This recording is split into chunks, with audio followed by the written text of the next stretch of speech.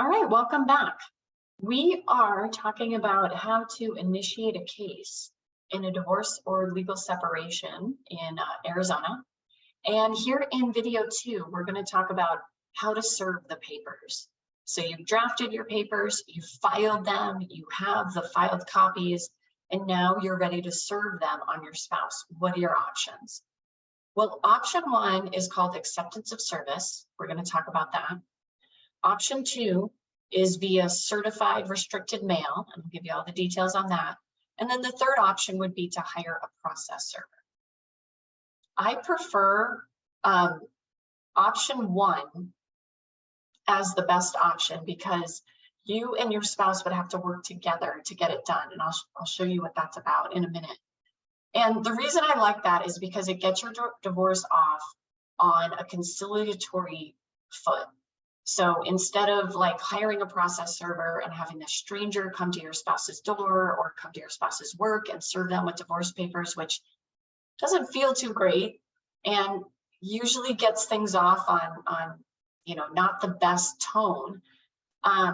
With the acceptance of service option, you're working together, you're communicating, and it's a good way to start the divorce process, saying, look, we're going to talk, we're going to work together. And we're going to start that by working through the acceptance of service. So that's an option. Second option, certified restricted mail, it's a bit easier. You can still coordinate with the other side, but you don't have to have the face-to-face. So I also like option 2, and I'll talk about that in more detail. And then option 3 is there if 1 and 2 just aren't a good fit for you. Then option 3 is there too, and that's hiring a process server, and we'll talk about that. Okay, let's talk about how to do the acceptance of service. Step 1 is to make a copy of each pleading you filed to initiate your case.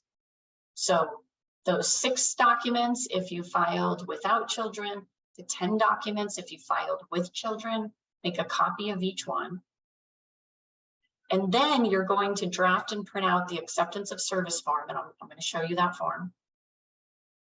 And then you're going to want to set a meeting between you, your spouse, and a notary public, or meet at the court and do this with a court clerk. So when you have this meeting, you're going to hand your spouse a copy of each pleading you filed to initiate your case. You're going to have your spouse sign the acceptance of service before their notary public or court clerk. Then you e-file the completed acceptance of service form with the court, and service is done at that point.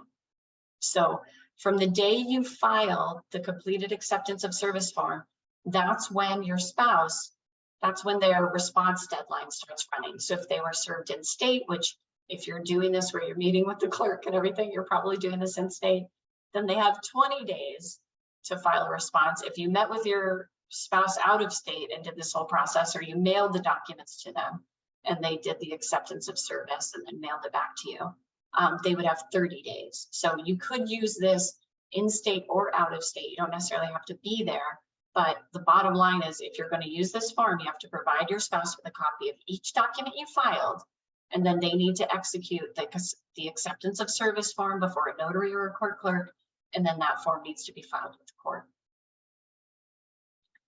All right, here is the acceptance of service form. Again, this is the Maricopa County form. You can find the form for your county, or you can cross out Maricopa and write the name of your county in. So here we've got divorce with children. If you're doing a legal separation, you can do that. You're going to indicate all the documents that you're providing your spouse with a copy of. If you have divorce without children or legal separation without children, you've got these forms here. And then if there's anything else, you'll write it in here. Some information about the acceptance of service, the response deadline, what happens if you don't respond. Here's information about restoring your name, if that applies. And then this part is what gets signed by the spouse being served. And you can see here's the part for the notary or the court clerk. All right, so that's the acceptance of service. That's option 1.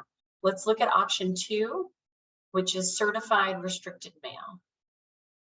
So for certified restricted mail, you're going to take the same first step, which is you're going to make a copy of each document you filed to initiate your case. You're going to mail the copies of each document you filed to initiate your case to your spouse via certified restricted mail. So it's going to be the 6 documents if your case is without children, the 10 documents if your case is with children. You're going to put that all into a big envelope, go to the post office, get the certified mail sticker and the certified mail green card, fill everything out properly, attach it to your big envelope, and check the right boxes so that the mailing is certified and that it's restricted, meaning only your spouse can sign the green card. Mail the documents, keep your receipt from the mailing. If your spouse signs the green card, then e-file an affidavit of service via certified mail. It's also called an affidavit of signature confirmation in Maricopa County, so I'll show you that document. And include a copy of the signed green card, and you can also include your receipt. So I'm going to show you what that form looks like. So in Maricopa County, they call it affidavit of service with signature confirmation. I often hear this called affidavit of service by certified mail. Same thing, both will work. Here's the form for Maricopa County. So this is where you're going to indicate exactly how you mailed everything. You're going to indicate what forms you mailed. So divorce with children, divorce without children, legal separation with children, legal separation without children. And fill out everything here. It does get, you do need to do a signature in front of a notary or a court clerk to complete this form. And then this is where you attach the green card, and this is where you attach your receipt from the mailing.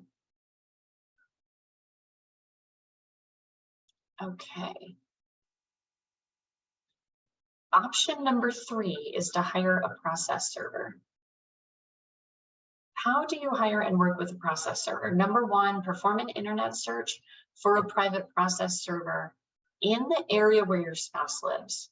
Alternatively, contact the local police department or sheriff's office and ask to speak with their civil processor. Now, this is going to be the police department or sheriff's office for where your spouse lives, because they need to be in the same area to do the service of process. Provide the process server with information to locate your spouse. So information about what your spouse looks like, their address, their place of work, their car. Provide the process server with e-copies of the pleadings you filed in your case that they need to serve on your spouse. So the 6 documents if you filed without minor children, and the 10 documents if you filed with minor children, you need to provide those to the process server so they can serve them on your spouse. And then once process has been served, like once that's done, the process server has served the papers on your spouse, then the process server should file an affidavit of service. So follow up with them, make sure that gets done. Some process servers want you to do that final filing, so just make sure there's a clean line of communication and make sure that gets filed, because upon the filing of the affidavit of service, that's when service is complete. Here's a form you can use. Now, this is set up to go to a county sheriff, and if you use a private process server, they probably have their own form that you can fill out. But this does not get filed with the court. This is just to give to the sheriff so that they have sufficient information to complete service. So this is an example of a form you can use. Now, what if your spouse is avoiding service or you don't know where he or she is? Be aware that you must make diligent efforts to try to serve your spouse. You have 120 days from the filing of your petition to complete service of process. So calendar that 120-day deadline once you file. After making diligent efforts and before the expiration of the service of process deadline, you can file a motion for alternative service or a motion to serve by publication plus a proposed order. So we talked about those 3 service options, but you can utilize other options if those options, you've tried them and they haven't worked for you. Then you can try this motion for alternative service, and you can seek to serve by email or social media or text or publication. So diligent efforts means, you know, if you don't know where your spouse is, you likely need to hire a private investigator and try to find them. You need to try to contact them at the last known address and phone number and email address and social media accounts that you have for them. You know, you can't just be like, oh, well, I sent out one thing via certified mail and it didn't work. Like, that's not diligent. You're going to need to make much, you know, show that you really tried to serve them and that they're either avoiding service or you just still can't locate them. So here's the motion to serve by alternate service or publication. So you want to indicate what you're requesting and just fill this form out. This is where you need to show the effort you made to find the other party. So this can give you some ideas of diligent actions to take. And then summarize everything that you did. So just fill out this document completely, indicate what you're asking the court to do, complete this form and file it. And when you file it, you're going to have to include a proposed order, which you can complete here. You'll fill everything out except for the date and the signature. The judge will flip that out. But you fill out everything you want here, fill out your caption, and you'll file that with your motion. If you end up serving by publication, you'll file this document after the publication is complete. Publication has to be done once a week for 4 consecutive weeks in a newspaper in the county where you believe your spouse is located or where their last known address was. And so this is a document that the newspaper, in fact, can fill out as well, indicating what happened with service. Okay, so that would get e-filed. So just a quick review of your options for service of process. Number 1 would be the acceptance of service. The second option is the certified restricted mail. Third option is the process server. And if those 3 options don't work, then you could seek the motion for alternative service and or publication. Now just keep in mind that with each of these 3, you need to file proof of service. So the acceptance of service, that completed document needs to be filed with the court. The certified restricted mail, you've got to file that affidavit of service by certified mail and show the signed green card and possibly your receipt. And then the process server, an affidavit of service to show that service was done. So just completing each step, the final step is to e-file with the court to show that service was done. So just keep that in mind. Okay, that wraps up the second video. So let's pause here.